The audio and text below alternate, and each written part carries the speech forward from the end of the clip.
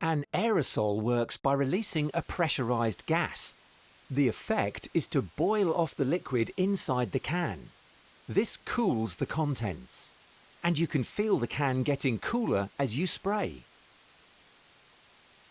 A refrigerator uses the same process, but in a closed loop, with a liquid called refrigerant, contained inside sealed pipework. First, there is an electric motor driving a compressor. This pumps the refrigerant around the pipework. Then it passes through the evaporator inside the food storage area. The evaporator works just like the spray can, by allowing the refrigerant to expand rapidly, making it boil and turn into gas. This produces the cooling effect, and because it's positioned inside the storage cabinet, it takes heat out of the food stored inside. The heat lost by the food is absorbed by the refrigerant and carried outside to the condenser, positioned at the back of the unit. Here, a long mesh of pipework cools the refrigerant by transferring heat to the air around the unit. That's why a fridge always feels hot at the back. As the refrigerant cools, it condenses back into a liquid. The final stage is simply a filter or dryer, which cleans any dirt or particles that may have been picked up by the refrigerant, and returns it to the pump, and the whole process can start again. By turning the drum through 90 degrees, all the clothes pass through the water in turn as the drum rotates, so much less water is needed. In an automatic washer, water is introduced via the detergent compartment at the top of the machine. Traditional machines have water entering the drum from the bottom, and the wash cycle starts.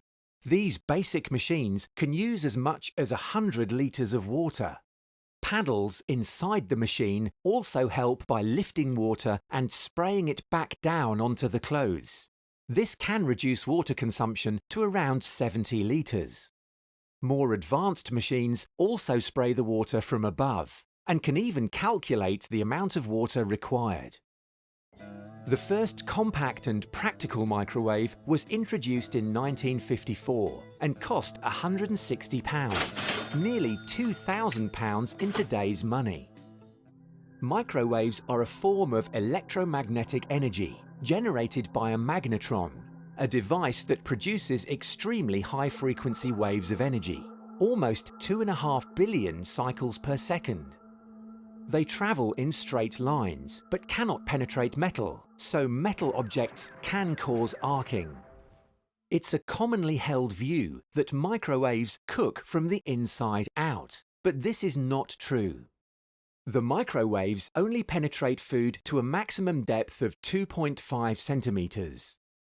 The microwaves cause the molecules inside the food to vibrate, generating heat.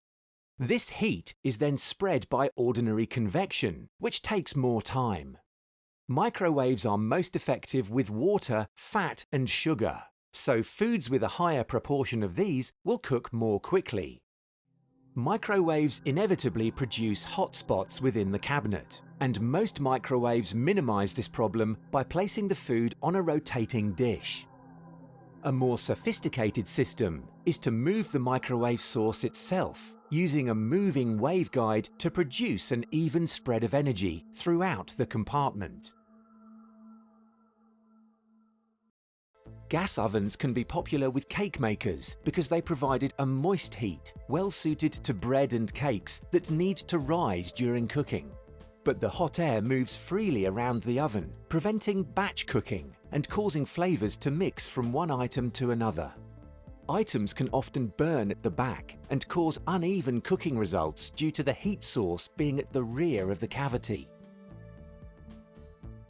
Conventional electric cookers use elements to heat the oven cavity, and whether these are above, below, or at both sides, the area next to them is often hotter. Therefore, the heat is not evenly distributed, with only the middle shelf in a reliable temperature zone. Fan-assisted ovens still use a top and bottom heating element, but with a fan designed to circulate the air around the oven. This is an improvement on conventional ovens, but still has drawbacks.